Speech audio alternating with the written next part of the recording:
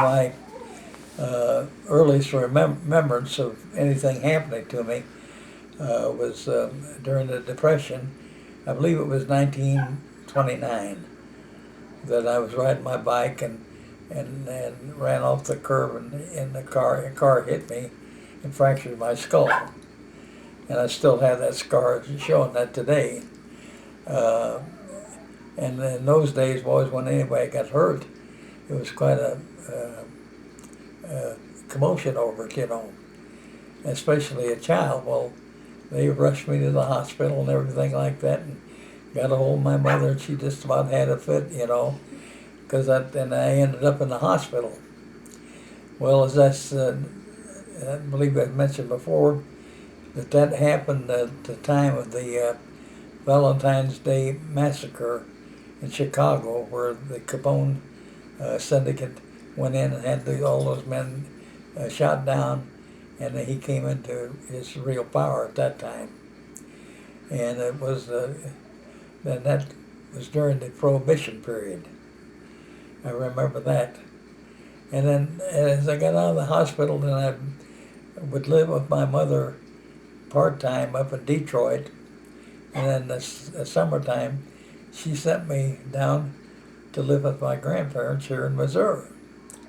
And they lived in Ellington, Missouri. It's a small town down in southeast Missouri. I don't know if you're familiar with Reynolds County, but that's where it was at.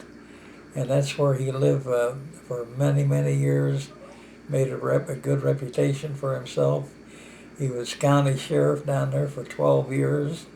So when I was with him, I really had to toe the line, And I can remember those days just like as if they happened yesterday.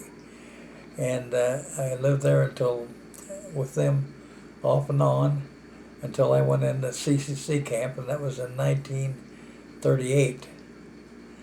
And then my one uncle that was 3 years older than I, he had went in before me. And the CCC camp stood for the Civilian Conservation Corps. What we did, we went out and did forestry work and fought forest fires and things like that for the betterment of the government. Because we worked all in the state forest and the parks, doing the preservation work on that. Well, I was in there for about a year, and then I went back up to Detroit to be with my mother and her new husband. And while up there, I got my draft notice.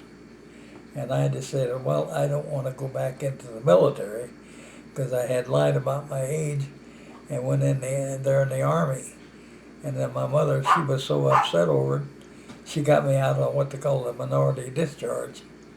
Then I lived with her up there in Detroit for a while, working, and then I got my draft notice, and then that's when I decided I didn't want to go back into the Army. So I went down the recruiting station and joined the Navy. And go back a little bit further, some incidents that happened while I was living with her. We were sitting down to dinner one day, and my cousin was with me.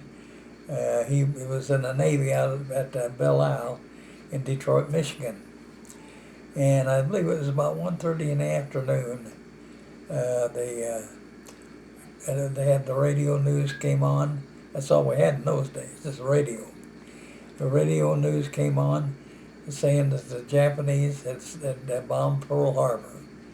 President Roosevelt said in a statement today that the Japanese have attacked the Pearl Harbor, Hawaii, from the air. Every time you had the radio on, every other thing was about that bombing and about what was happening. And that's when President Roosevelt called an emergency session of Congress and announced that we were in a state of war with the Japanese, and declared, and that's all you heard every day that you had the radio on.